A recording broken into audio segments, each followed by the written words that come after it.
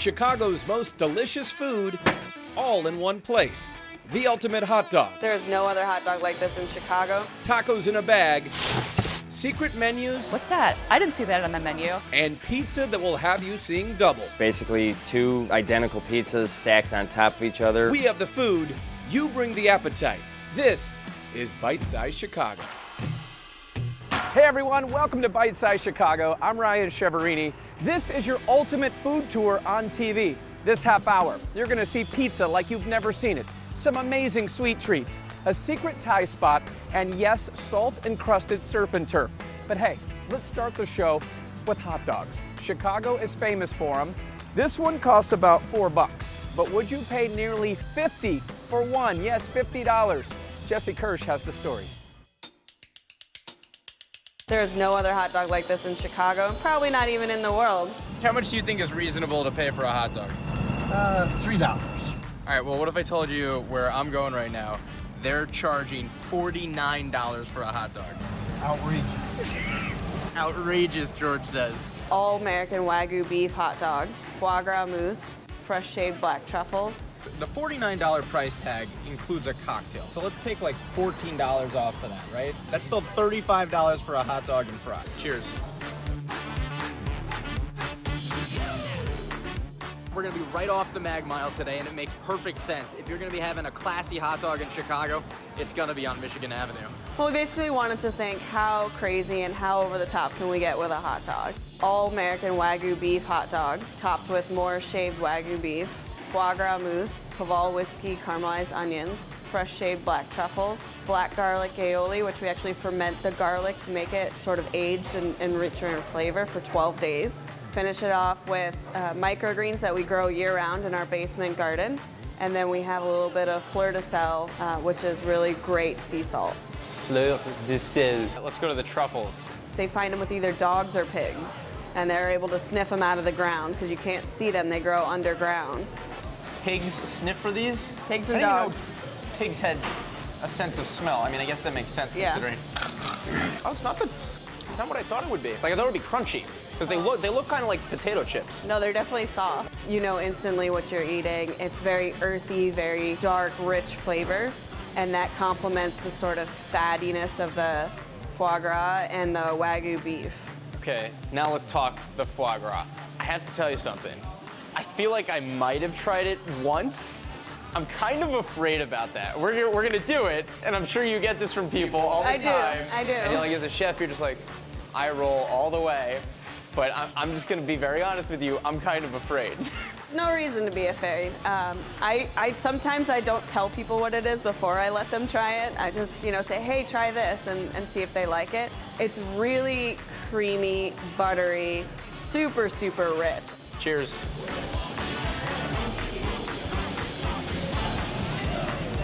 How's that first time with foie gras? I guess I'm not afraid anymore. What if I got a truffle? I think you need to just do another bite. Yeah, that's a good idea. All right, here we go. The hot dog itself, very distinct flavor. You can definitely tell that you said you smoked it. How those onions really stuck out. You want to do onions very low and slow. It allows all the natural moisture and sugars to come out, and we caramelize them, and then we finish them with Haval whiskey into the pot, so it adds a little bit of oakiness and a little bit of a bourbon back, if you will, onto the onions. Just when you think it's sweet, it's like, nah. No, there's a little tanginess to it. It's not the kind of bun you buy in a 12-pack at the supermarket. The traditional Chicago hot dog obviously comes on a poppy seed bun. Always on a poppy seed bun? Always on a poppy seed bun, but to, again, elevate it to the next level, we're using a brioche poppy seed bun. So the bread itself has some of that richness in it with the added butter factor. A lot of French flavors here. We're having a champagne and coffee party today. Julia Child would be very proud. Bon appetit! Like two different meals. You've got the dog and then everything else to even it out. That's so tender. Yeah, want fries with that. Is that scallion? It's a little chive and parsley. Huh? We hand-cut chipperbeck fries. We made a seasoning out of beef tallow from the Wagyu, which is basically the rendered fat from the cow. Take that and mix it with salt and to make it into a beef seasoning. You cannot escape the Wagyu No. anywhere you look at this meal. No, not anywhere. Cheers. This is a feast on a bun. I like where this show is going. Yes, this is a taco, not your average taco. It's a walking taco, and here's a look at taco in a bag. I like to say food always tastes better when you're drunk. So I'm trying to replicate that drunk food high. This should be an explosion in every bite, and that's how I like to describe my cooking. It's definitely something wrong with me, but I think it's a good thing.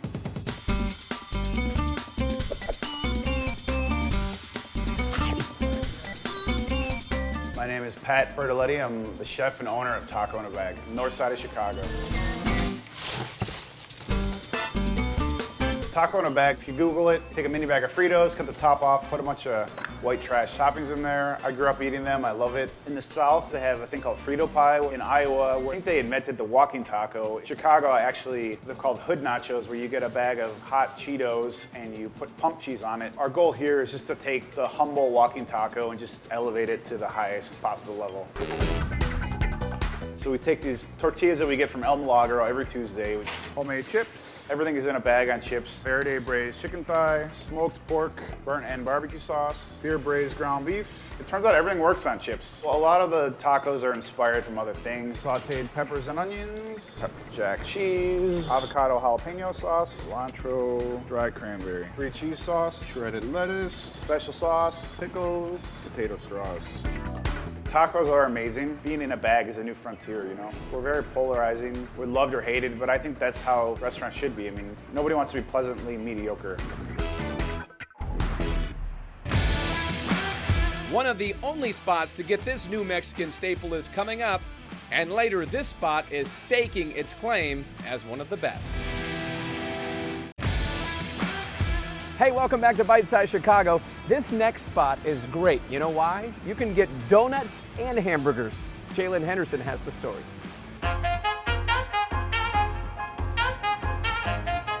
It's really good, super, super chocolatey. It's an Instagram fave, people love it. So Bambo Bar is a donut and gelato and burger shop. It's a very fun vibe here. Obviously, you see all these neons and records and music and wine on tap and stuff like that. So we're all about having fun here. We have a menu of sweet and savory items. The real cornerstone of our menu is actually the bomboloni. It's an Italian holeless donut. It's kind of like a normal donut, but it doesn't have a hole in it, and it's dipped in sugar on both sides, and it comes with a little topping in a squeeze bottle that you can inject into the donut. We have Nutella, salted caramel, we have vanilla buttercream. The s'mores one's actually great. It's torched, so we torch the marshmallow, and we do a little chocolate sauce on the side and a graham cracker, so it's kind of like a play on s'mores, but our little take on it.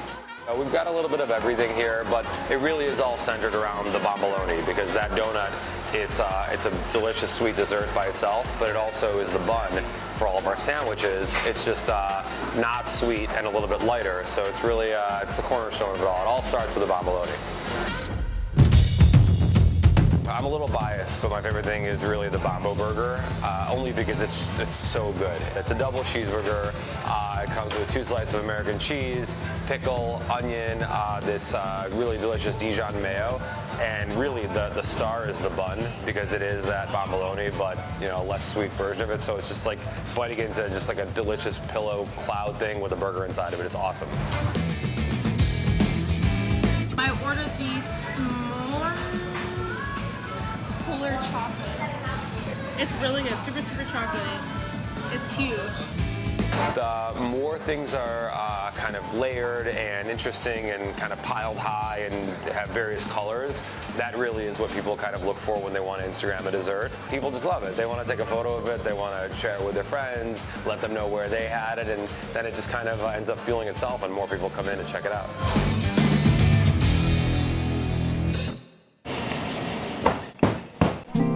When you first put the sopapilla dough into the fryer, it puffs up like a pufferfish, and that vessel is used to split open and stuff. It's nice, crispy, and steaming, and it's chewy on the inside and nice and crispy and flaky on the outside. Even on the coldest winter days, in the middle of Chicago's winters, you can have a little bit of sunshine with a nice warm sopapilla from the state of New Mexico.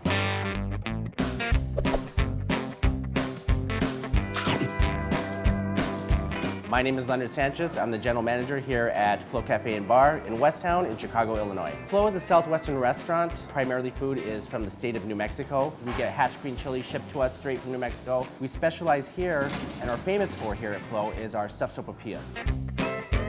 I moved here to Chicago about 17 years ago from Albuquerque, New Mexico. Sopapillas are kind of a staple in New Mexican food. They're not only served stuffed or as a dessert, but they're actually kind of like the bread of New Mexico. Whenever you order any kind of entree or any kind of dish, they always bring you a big giant bowl of sopapillas that you kind of tear open, put a little honey on.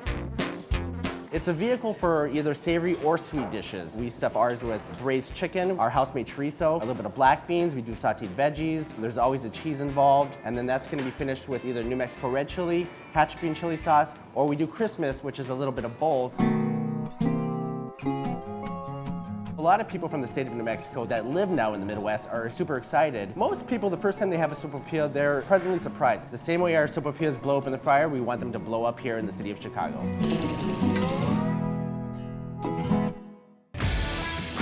From sopapillas to pizzas, we're rolling out to Northwest Indiana for pizza made out of this old truck, and later a spot that's as sweet as it is Instagrammable.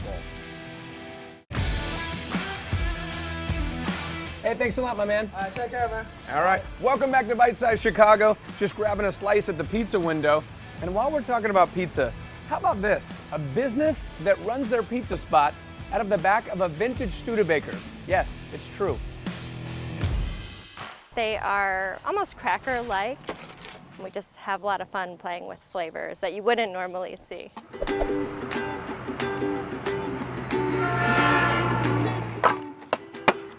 Not your traditional Indiana pizza place. We don't sell hot dogs.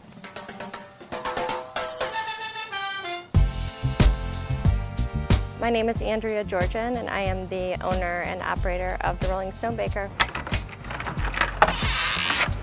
The Rolling Stone Baker is a Studebaker pizza truck that we have converted into a mobile wood-fired pizza party on wheels.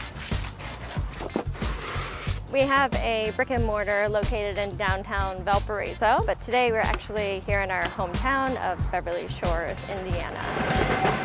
Kind of in the heart of the Indiana Dunes National Lake Shore. You want to eat that here or take it to go? We are most known for our Purple Pig pizza. Vegetarians really enjoy pizzas such as our veggie marinara, but today we are going to be getting our fingers sticky. Our Sticky Fingers pizza starts off on our thin crust. Bacon jam acts as the sauce. Yes, that's right, you heard bacon jam. We top it with wood-roasted cherry tomatoes, a little bit of mozzarella and provolone. Goes into our 900-degree wood-fired oven, topped with fresh arugula, fresh squeeze of lemon, and it's ready to eat. This pizza is sweet, it's spicy, it's tangy, so it really covers all of the flavors that you want to taste in your mouth. You will not find a more unique dining experience a mile from the beach in the National Lake Shore, eating wood-fired pizza from a vintage Studebaker truck.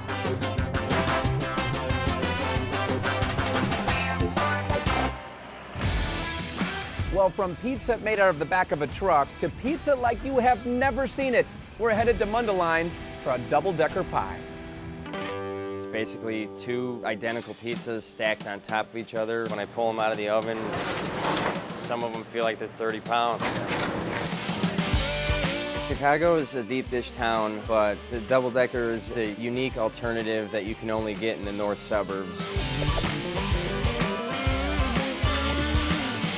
Bill's Pizza is a family restaurant with a North Woods atmosphere, taxidermy animals on the wall. My grandfather started it in 1957. We've been handcrafting pizzas the same way ever since. We make a lot of thin crust pizzas, but we're known for our double-decker, which my grandfather started. A little more than one dough ball. 2 ladles of sauce on it, a meat topping. This is our own sausage recipe, handfuls of cheese. Then you put another layer of dough on top of that, another meat topping, and then you roll like a hand-braided crust around the edge.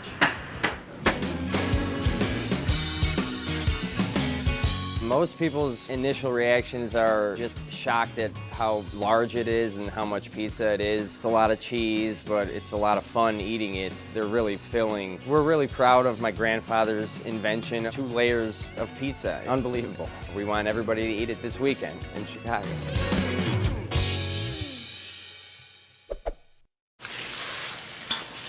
People are super surprised and they always want to know. They're like, what's that? What's that? I didn't see that on the menu.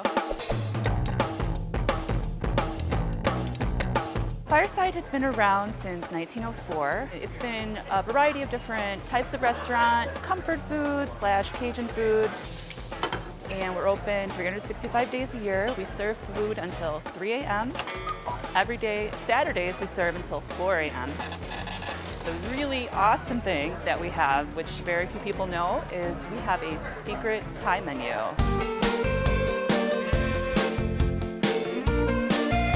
Our late night Thai menu, it's available Friday, Saturday, and Sunday. But we have our regular cooking staff all day, all night, but at 6 p.m. we bring in a special Thai chef. Who is our general manager. She's originally from Thailand, and she thought it would be a great idea to start incorporating some of her family recipes. Next thing you know, we started doing Thai night. It was 1 day a week, turned into Friday, Saturday, Sunday. There is a number of traditional Thai items like basil chicken, some more unique items like a mussel pancake, and we have the most popular called spicy lime pork, super unique to the Chicago Thai food scene. It's really been word of mouth that we have these Thai dishes. We don't publicize it at all until right now. Fireside is not a Thai restaurant, but Fridays, Saturdays, and Sundays, we serve some of the best Thai food in the city. A salt-covered steak. What? Huh? And sweets perfect for social. One of our favorite things to do is really put our own twist on everyone's favorite treats. Are coming right up. Well, the Langham Hotel is absolutely beautiful inside. It's won countless awards for its amenities, but what I like the most is the incredible salt-crusted tomahawk steak. Yum! Jesse Kirsch has the story.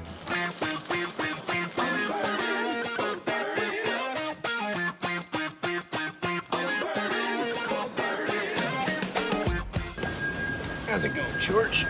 I've seen grilled steak, broiled steak, stir-fried steak, but I've never had a salt-crusted baked steak.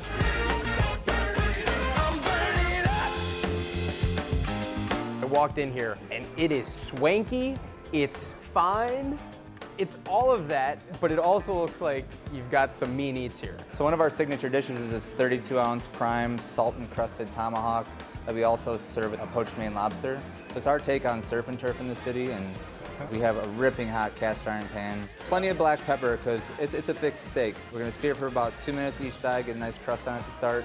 Rock salt from France with a little bit of kosher salt. About a cup and a half of egg whites here. Got some rosemary we chopped up, some black peppercorns, fresh thyme.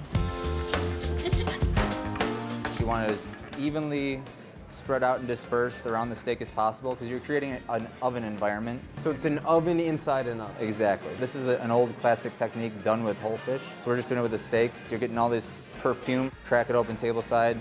Your senses are booming because you're like, what is this? And then the smell hits you, you're like, okay, give me some of that. We torch it to get a little bit of that crust back. Where are your manners, man? You're right. Gotta teach this guy stuff. Cheers. All right. It's still going. Yeah, right? Like I can't be like, oh, there's the garlic, there's the rosemary. Kind of just all, it's like a tornado. It's just swirling around. Every bite is better than the last. Yeah, that's what job security sounds, tastes, and smells like. Our Trevelle A1 sauce, beef bordelaise, just a super classic sauce. Veal reduction, bone marrow just melted in there. A lot of herbs, red wine. Traditional hollandaise, done with a little truffle oil in there, a little truffle salt. A little butter. Butter. Hey. Butter? Butter. We've got the lobster now. Yeah, we're taking it out of the shell for you, making your life easy. Simple. Beatles had it wrong. All you need is love. All you need is love and lobster. You're also getting 2 sides that, in and of themselves, look like an Instagram post. Some simply grilled asparagus, a little balsamic vinaigrette on the side, some beautiful microgreens and radishes shaved on there. And what are these things? The watermelon radishes? It's a watermelon radish? Yeah. It's like it's summer. Is plural of asparagus asparagi, or is it still asparagus? Asparaguses. Or asparagus? But then that be a gaggle of asparagus? And then we got our fried shishito peppers, yuzu aioli, tossed in togarashi, and a little manchego cheese on top. That's really good. Well, it's an absolute gorgeous day outside, and why don't we end the show with something sweet? This place is as good as it is Instagrammable. What makes marshmallows such a versatile treat to enjoy is they're so nostalgic. Everybody has that memory of s'mores or hot cocoa or Rice Krispie treats, and that's what we really play around with and elevate here.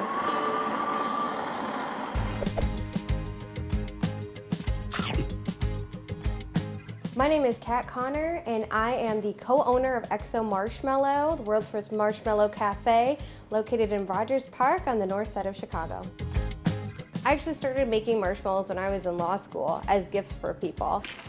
Marshmallow making is part science and part magic. The science comes in really perfecting those precise measurements. The magic comes in with how you're adding those flavors.